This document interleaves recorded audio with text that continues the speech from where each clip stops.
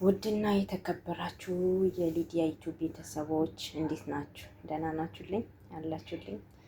እኔ ያለውን እግዚአብሔር ይመስገን። እህቶቼ በጣም አመሰግናለሁ። እስካሁን ያበረታታችሁኝ፣ አሁንም አበረታቱኝ፣ ደገፍ ደገፍ አድርጉኝ እና ገፋ ገፋ አድርጎኝ እላለሁኝ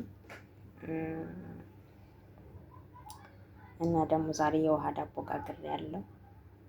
በጣም ነው የምታምረው። ትንሽዬ ናት እንጂ በጣም ታምራለች እና እናንተም ሞክሩት።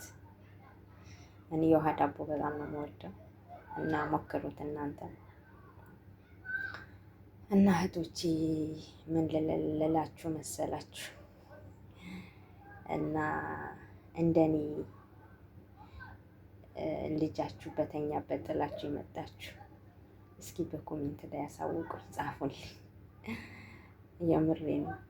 እኔ ልጄ በተኛበት ጥዬ ወጥቼ ይኸው 4 ዓመት 5 ዓመት ስላስቆጥር ነው እና ሳስበው በጣም ነው የሚገርመኝ አንዳንዴ ማለት ነው።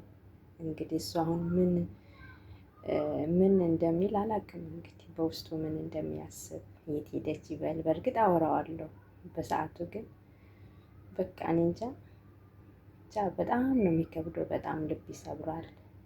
በተለይ የመጀመሪያ ጊዜያቶች ወራቶቹ በጣም ከባድ ነው።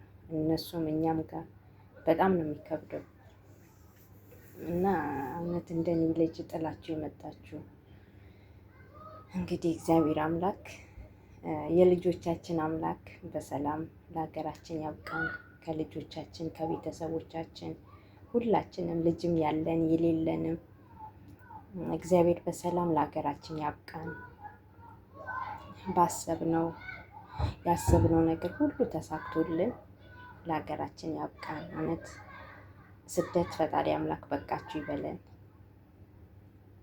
አላማችን ፈጣሪ አምላክ ያሳካልን። እውነት አንዳንዴ እኛ ደግሞ ልክ እዚህ ሀገር ስንመጣ የመጣንበትን አላማ እንዘነጋዋለን። በቃ ልክ እዚህ ምድር ላይ እዚህ ሀገር ስንረግጠው ለምን እንደመጣን እራሱ እንረሳዋለን። በቃ እና አንዳንዴ እኔ ግርም ይለኛል። ያ የመጣንበት አላማ ምናልባት እኮ 2 ዓመት 3 ዓመት ሰርተን የምናሳካው ነገር ሊሆን ይችላል። ግን ሌላ ነገር እያስቀደምን ሌላ ነገር እንትን እያልን ለሌላ ነገር ጊዜ እየሰጠን ብራችን ለሌላ ነገር እያዋልን ያችን የመጣንበትን አላማ እንዘነጋትና እንትን እንላለን፣ ወደኋላ እንዘገያለን፣ ጊዜያችንን እንጨርሳለን፣ እድሜያችንን እንጨርሳለን እና ብቻ እግዚአብሔር ይርዳን። እንግዲህ የመጣንበትን አላማ አሳክተን ለልጆቻችን ለቤተሰቦቻችን ፈጣሪ አምላክ በሰላም ያብቃን፣ ለቤታችን በሰላም ያብቃን። እውነት ብዙ እህቶቻችን ብዙ ወንድሞቻችን ሜዳ ላይ ቀርተዋል። እንግዲህ እኛም እግዚአብሔር አምላክ በሰላም ለሀገራችን ያብቃን። እንግዲህ ሌላ ምን እንላለን እና ዱአ አድርጉ፣ ባላችሁበትን ሃይማኖት ዱአ አድርጉ፣ ሰላም ለሀገራችን እንዲያበቃን።